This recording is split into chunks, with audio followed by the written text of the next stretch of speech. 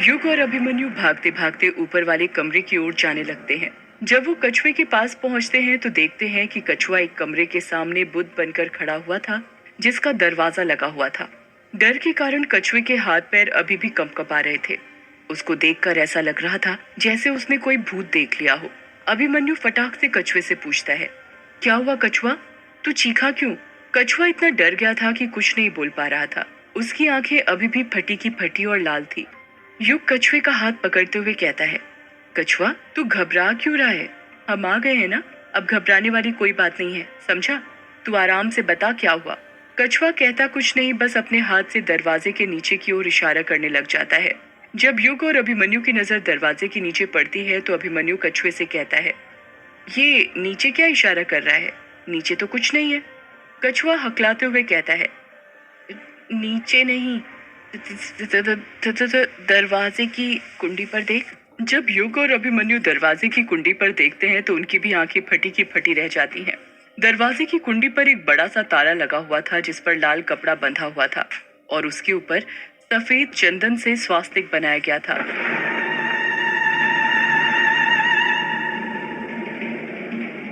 उसी ताले के ऊपर मुस्लिम धर्म का एक ताबीज बंधा हुआ था, जिसमें उर्दू में कुछ लिखा हुआ था।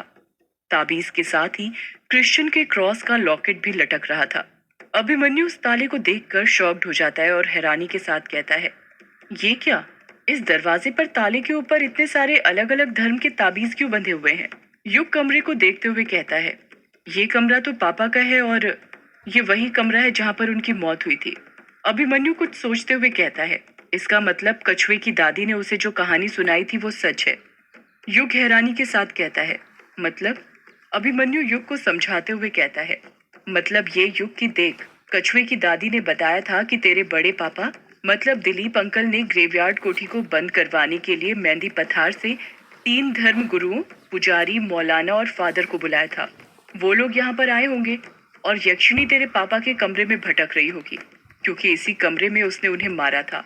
तो उन तीनों धर्म गुरुओं ने अपनी ईश्वरीय शक्ति का प्रयोग करके इस कमरे को बंद कर दिया होगा और इस कमरे को बाहर से ईश्वरीय शक्ति से बांध दिया होगा, ताकि यक्षिणी इस कमरे से बाहर ना जा पाए। युग और कछुआ हैरानी के साथ अभिमन्यु की बातें सुन रहे थे। अभिमन्यु अपनी बात को आगे जारी रखते हुए कहता है, यक्षिणी को इस कमरे में बंद करने के बाद वो तीनों धर्म गुरु नीचे गए होंगे और उन्होंने बाहर ताला लगाकर अपनी बलि दे दी होगी, ताकि यक्षिणी यहीं पर कैद हो जाए। मैंने तुझे बताया था ना, आत्मा को किसी जगह पर कैद करने के लिए बलि देनी पड़ती है और उन तीनों धर्म गुरुओं ने भी यही किया होगा। कछुआ लंबी सांस लेते हुए कहता है, इसका मतलब ये हुआ कि यक्षिणी अभी भी आजाद नहीं हुई है। वो इसी कमरे में इसी दरवाजे के पीछे कैद है। ये तो बहुत अच्छी बात है। देखियो, तूने ग्रेवयार्ड कोठी खोल दी तो खोल दी, पर प्लीज ये दरवाजा मत खोलना, वरना सब तबाह हो जाएगा। युग को कुछ समझ नहीं आ रहा था कि वो क्या बोले। दरवाजे पर बंधे ताबीज इस बात की साफ गवाही दे रहे थे कि कछुए की दादी की कहानी सच थी, पर युग का मन अभी भी इस बात को मानने से इनकार कर रहा था। उसे अभी भी लग रहा था कि ये सिर्फ अंधविश्वास है और कुछ नहीं। अभिमन्यु दरवाजे को ऊपर से लेकर नीचे तक अच्छे से देख ही रहा था कि तभी उसकी नजर दरवाजे पर लगी नंबर प्लेट पर जाती है और नंबर प्लेट को देखकर वो और ज्यादा शॉक्ड हो जाता है। जब अभिमन्यु अपना हाथ उस नंबर प्लेट पर फेरता है तो उसे एक बिजली का झटका सा लगता है और वो झट से पीछे हट जाता है। अभिमन्यु को पीछे हटते हुए देख युग बौखलाहट के साथ पूछता है, अब तुझे क्या हुआ? तू ठीक तो है? अभिमन्यु दरवाजे को घूरते हुए डर के साथ कहता है, ये कमरा ये कमरा शैतान का कमरा है युग। युग आंखें फाड़ते हुए कहता है, क्या कहा? शैतान का कमरा? अभिमन्यु अपने हाथ से दरवाजे की नंबर प्लेट की ओर इशारा करते हुए कहता है, हाँ युग, शैतान का कमरा। वो देख, 666 यानी 666। इसे शैतान का नंबर कहा जाता है। ये क्या बकवास कर रहा है अभिमन्यु? तू कुछ भी मत बोल। कुछ भी नहीं बोल रहा हूँ युग। शायद तुझे पता नहीं है, पर ईसाई धर्म में इसे मनहूस नंबर माना जाता है। इस नंबर के बारे में बाइबल में बताया गया है कि ये शैतान का नंबर है। जो व्यक्ति ईश्वर की शिक्षाओं को नष्ट करने का प्रयास करता है और इस नंबर को अपने पास रखता है, उसे ईसाई धर्म का विरोधी कहा जाता है। तुझे पता है, इस नंबर की मदद से शैतान को बुलाया जाता था और प्राचीन काल के अंदर कुछ दुष्ट लोग अपनी इच्छाओं को पूरा करने के लिए इस नंबर का प्रयोग करके शैतान को बुलाते थे। युग अपने चेहरे पर झूठी हंसी लाते हुए कहता है, तू मजाक कर रहा है ना? नहीं युग, मैं मजाक नहीं कर रहा हूँ। क्रिश्चियन धर्म के पवित्र ग्रंथ बाइबल न्यू टेस्टमेंट में शामिल की गई आखिरी किताब द बुक ऑफ रिवलेशन के 13वें अध्याय में नंबर 666 का जिक्र है। ये महत्वपूर्ण इसलिए है क्योंकि इसी ग्रंथ में इस नंबर को द नंबर ऑफ बीस्ट यानी शैतान का नंबर कहा गया है। युग हैरानी के साथ कहता है, क्या बात कर रहा है? अभिमन्यु अपनी बात को आगे जारी रखते हुए कहता है, हाँ युग, द बुक ऑफ रिवलेशन के रहस्यमय लेखक जॉन की यह किताब 96 ईसा में लिखी गई थी, ऐसा माना जाता है। वैसे ये किताब हमेशा से विवादों में रही है, पर तुझे पता है इस किताब में पृथ्वी के समाप्त होने की भविष्यवाणी की गई है। कछुआ डरते हुए कहता है, क्या भविष्यवाणी की गई है अभिमन्यु, जरा बताएगा? हाँ बताता हूँ। इसमें बताया गया है कि पृथ्वी जब समाप्त होगी तो वो वक्त बहुत ही भयानक होगा। आसमान से आग के गोले गिरेंगे। भयानक नरभक्षी प्राणी जो इंसान का खून पिएंगे वो पैदा होंगे। जो भी थोड़ी बहुत इंसानियत बची होगी वो भी शैतानी शक्तियों के हाथों खत्म हो जाएगी। जब अभिमन्यु ने ये बात कही तो एक पल के लिए युग और कछुए की आंखों के सामने पृथ्वी के समाप्त होने का दृश्य घटित होने लगा। अभिमन्यु अपनी बात को आगे जारी रखते हुए कहता है, इसके अनुसार उस वक्त शैतानी शक्तियां पूरी दुनिया पर हावी होंगी। मुख्य रूप से दो शैतान पैदा होंगे, जिनमें से एक शैतान लोगों को दूसरे शैतान की पूजा करने के लिए प्रेरित और तैयार करेगा। कछुआ हकलाते हुए कहता है, तो फिर क्या इंसान का अंत हो जाएगा? उसके पास जिंदा रहने का कोई उपाय नहीं बचेगा? बचेगा कछुआ। किताब के लेखक जॉन के अनुसार अगर किसी को अपने आप को बचाना होगा तो उनके पास दो विकल्प होंगे। पहला, या तो उन्हें शैतान का नाम या फिर शैतान का नंबर 666 यानी 666 अपनी बॉडी पर गुदवाना पड़ेगा। युग अपने माथे का पसीना पोंछते हुए कहता है, अभिमन्यु, ये सब सिर्फ एक किताब में लिखा है जो एक इंसान ने लिखी होगी। मैं इन चीजों को नहीं मानता। तुझे नहीं मानना मत मान युग। तेरे मानने या ना मानने से चीजें झूठी नहीं हो जाएंगी। सच को कोई नहीं झुठला सकता। तुझे नहीं पता पर बहुत सारी किताबों में 666 को शैतान का नंबर बताया गया है। तुझे पता है 666 को हिब्रू भाषा से भी जुड़ा हुआ माना जाता है। युग अपना सिर खुजाते हुए कहता है, अब ये हिब्रू भाषा क्या होती है? 2000 साल पहले हिब्रू भाषा में ही संचार का माध्यम था और मूल बाइबल भी हिब्रू भाषा में ही है। हिब्रू में अंक अक्षर के रूप में लिखे गए हैं, या फिर हम ये कह सकते हैं कि हर अक्षर एक अंक के साथ जुड़ा हुआ था। 666 भी किसी अक्षर के साथ ही जुड़ा था और इसका यूज कोड के रूप में होता था। हिब्रू को गेमेट्रिया। कछुआ बीच में ही अभिमन्यु को टोकते हुए कहता है, अब यार ये गेमेट्रिया क्या होता है? गेमेट्रिया अक्षरों को अंकों में डिकोड करने की एक प्रणाली है। हिब्रू भाषा को गेमेट्रिया से ही पढ़ा जाता है। इसमें अंक 1 को ईश्वर का नंबर और अपने आप में परिपूर्ण बताया गया है। जिस तरह ईश्वर स्वयं में पूरे हैं, इसी तरह अंक 7 को भी पूरा करने वाला नंबर बताया गया है। युग हैरानी के साथ पूछता है, ऐसा क्यों? नंबर 7 को पूरा क्यों माना जाता है? क्योंकि बाइबल में माना जाता है कि ईश्वर ने 7 दिनों में सृष्टि की रचना की थी। इसलिए 7 से ठीक पहले आने वाले नंबर 6 को अधूरा बताया है। इसके अलावा ये भी कहा जाता है कि छठे दिन ही भगवान ने इंसान की रचना की थी और छठवें दिन ही भगवान की आज्ञा का उल्लंघन करने के कारण आदम और हव्वा को उनके प्रकोप का भाजन बनना पड़ा था। कछुआ फिर बीच में अभिमन्यु को टोकते हुए कहता है, अब ये आदम और हव्वा कौन है? कछुआ, इनकी अलग कहानी है, वो फिर कभी। अभी तो 666 पर फोकस कर। कहते हैं आदम और हव्वा को पाप करने के लिए उकसाने वाला एक सांप था जिसे शैतान का स्वरूप माना गया है। ये सब सृष्टि के निर्माण के बाद छठवें दिन हुआ था। इसलिए 6 को पाप का यानी शैतान का नंबर माना जाता है। जैसा कि हम सबको पता है, यक्षिणी मर्दों के साथ संभोग करके उन्हें मार देती है। तो हो सकता है वो भी शैतान हो और उसी ने दरवाजे पर ये 666 लिखा हो ताकि वो शैतान को बुला सके। युग अभिमन्यु की बात का विरोध करते हुए कहता है, पर पापा ने कहा था कि यक्षिणी अच्छी औरत। युग ने इतना ही कहा था कि तभी जिस दरवाजे के सामने वो लोग खड़े थे, वो दरवाजा अपने आप जोर जोर से हिलने लग जाता है। दरवाजा इतनी जोर से हिल रहा था कि उसे देखकर ऐसा लग रहा था कि अंदर से कोई उस पर जोर जोर से लाते मार रहा हो।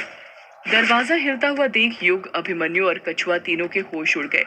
कछुआ तो डर के मारे कांपने लगा था। कछुआ डरते हुए कहता है, देख युग, मैंने कहा था ना अंदर यक्षिणी है। देख, वो बाहर निकलने के लिए तड़प रही है। अब तो तुझे यकीन हो गया ना कि इस कमरे के अंदर यक्षिणी है। एक पल के लिए तो युग भी दरवाजे को अपने आप हिलता हुआ देखकर डर गया था। पर जब उसने खिड़की की तरफ देखा तब उसकी जान में जान आई। युग अपने हाथ से खिड़की की तरफ इशारा करते हुए कछुए से कहता है, अबे वो देख, खिड़की के बाहर मौसम बिगड़ रहा है। ऐसा लग रहा है जैसे तूफान आने वाला है। हो सकता है अंदर वाले कमरे में कोई खिड़की खुली हो, उसी से हवा अंदर आई हो और जब दरवाजे से टकराई हो तो ऐसा लगा जैसे कोई ठोक रहा हो। मैं ना तुझे बचपन से जानता हूँ। ये ना तेरे काम ना करने के बहाने है, काम चोर कहीं का। चल, अब ये सब छोड़ और वापस से सफाई में लग जा। कछुआ उदास मुंह बनाते हुए कहता है, नहीं यार, मुझसे नहीं हो पाएगा। अरे, ऐसे कैसे नहीं हो पाएगा? कोई यूपीएससी का एग्जाम थोड़ी है जो नहीं हो पाएगा। झाड़ू ही तो लगानी है। एक काम कर, यदि तुझे ऊपर की सफाई नहीं करनी तो मत कर। जा नीचे जा और हॉल में पोछा लगा देना, समझा? ऊपर की सफाई मैं और अभिमन्यु कर लेंगे, और भूल मत, कायर के हिस्से का काम भी तुझे ही करना है। हाँ जाता हूँ, पर पहले वादा कर, चाहे कुछ भी हो जाए तो इस दरवाजे को छुएगा भी नहीं और ना ही खोलने की सोचेगा। युग अपने हाथ जोड़ते हुए कहता है, हाँ मेरे बाप, नहीं खोलूंगा। अब तू जा नीचे। कछुआ झाड़ू लेकर नीचे चला जाता है। कछुए के जाने के बाद ही अभिमन्यु युग से पूछता है, युग, तू यक्षिणी के बारे में कुछ कह रहा था कुछ देर पहले। हाँ, वो मैं कह रहा था यार, तू कैसे कह सकता है कि ये 666 यक्षिणी ने बनाया है? तुझे पता है ना, पापा ने बताया था कि यक्षिणी एक अच्छी औरत थी, बस किसी अभिशाप के कारण बुरी बन गई। और मुझे पता है मेरे पापा कभी मुझसे झूठ नहीं बोल सकते। और भूल गया, उस दिन तू ही तो कह रहा था कि यक्षिणियां दूसरे लोगों से आई हैं जिन्हें देवी की तरह पूजा जाता था पहले। अब तू ही बता, जिन्हें देवी की तरह पूजा जाता था, भला वो शैतान का काम क्यों करेंगी? युग की बात सुनकर अभिमन्यु सोच में डूब जाता है और सोचते हुए कहता है, यार देखा जाए तो तेरी बात भी ठीक है, पर फिर ये 666 इस दरवाजे के ऊपर क्या कर रहा है और किसने बनाया होगा इसे? मुझे पता है ये यहाँ कैसे आया और किसने बनाया होगा। अभिमन्यु हैरानी के साथ पूछता है, किसने? यार भूल गया, तूने बताया था कि ये ग्रेवयार्ड कोठी अंग्रेजों के जमाने की है और उन्हीं ने बनाई थी। हाँ तो भाई हम सबको पता है अंग्रेज कितने कमीने थे, और तेरी ये 666 वाली थ्योरी मैं मान भी लूं तो हो सकता है कि अंग्रेजों ने ये 666 बनाया हो शैतान को बुलाने के लिए, ताकि वो यहाँ पर अपने इंडिया में जंग जीत सके और राज कर सके। ये अंग्रेज लोग इंडिया पर राज करने के लिए कुछ भी कर सकते थे, शैतानों से दोस्ती भी। वैसे तेरी बात में दम तो है, ऐसा हो सकता है। ऐसा हो सकता नहीं, ऐसा ही हुआ होगा। और अब तू ये सब छोड़ और जल्दी जल्दी सफाई करने लग, बहुत काम है। और हाँ, इस दरवाजे को रहने दे, इसे साफ मत करना। गलती से एक ताबीज भी नीचे गिर गया या कुछ हो गया तो कछुआ हम दोनों की जान ले लेगा। हाँ ठीक है। युग और अभिमन्यु वापस से ग्रेवयार्ड कोठी की सफाई करनी शुरू कर देते हैं। रात के 8 बज रहे थे और ग्रेवयार्ड कोठी की सफाई लगभग पूरी हो चुकी थी। बाहर जोरों की बारिश हो रही थी। अब बस हॉल में लगे झूमर की सफाई बची हुई थी, जिसे युग और अभिमन्यु ने नीचे उतार लिया था और उसकी सफाई कर रहे थे। कछुआ भी वहीं पर था और जमीन पर बैठकर आराम फरमा रहा था। कछुआ झूमर को देखते हुए कहता है, यार ये झूमर तो बहुत ही अच्छा लग रहा है। ऐसा लग रहा है जैसे किसी अनोखी चीज को देख रहा हूँ। अभिमन्यु कछुए की बात का जवाब देते हुए कहता है, ये अनोखी ही चीज है कछुए। ये ऐसा वैसा झूमर नहीं है, ये लैंप वाला झूमर है जो आज के जमाने में ना के बराबर मिलता है। यार इसकी कीमत क्या होगी? अभिमन्यु कछुए के साथ मजाक करते हुए कहता है, क्यों, क्या तू बेचेगा इसे? कछुआ अपने चेहरे पर हंसी लाते हुए कहता है, हाँ बेच दूंगा अगर युग हाँ बोले तो। कछुए ने इतना ही कहा था कि तभी अचानक से लाइट चली जाती है। अभिमन्यु हंसते हुए कहता है, देख, तूने बेचने की बात कही और लाइट चली गई। ग्रेवयार्ड कोठी का सामान बेचने से पहले यक्षिणी तुझे भेज देगी, भूल मत, ये कोठी यक्षिणी की है। कछुआ डरते हुए कहता है, ऐसा मत बोल यार, मैं तो मजाक कर रहा था। सॉरी यक्षिणी, मैं कुछ नहीं बेचने वाला। युग उन दोनों को टोकते हुए कहता है, यार तुम दोनों बातें बंद करो और कोई मोबाइल का टॉर्च ऑन करो और किचन से माचिस लेकर आओ, मेरे मोबाइल की बैटरी खत्म हो गई है। अभिमन्यु कहता है, यार किचन जाने की जरूरत नहीं, मेरे पास लाइटर है। इतना कहकर अभिमन्यु अपनी जेब से लाइटर निकालता है और झूमर के अंदर जो 9-10 लैंप लगे हुए थे उन्हें जलाने लग जाता है। जब वो लैंप जलते हैं तो कोठी के अंदर फिर एक बार उजाला हो जाता है। अंधेरे में झूमर पर जलते हुए लैंप और भी आकर्षक लग रहे थे। तभी अचानक से दरवाजा खटखटाने की आवाज आने लग जाती है। युग कहता है, यार तुमने आवाज सुनी? कछुआ हकलाते हुए कहता है, हाँ सुनी।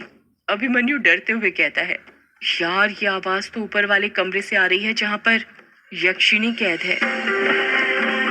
सदियों से है पुरानी ये यक्षिणी की कहानी। यक्षिणी एक आग है, यक्षिणी तेरा ख्वाब है।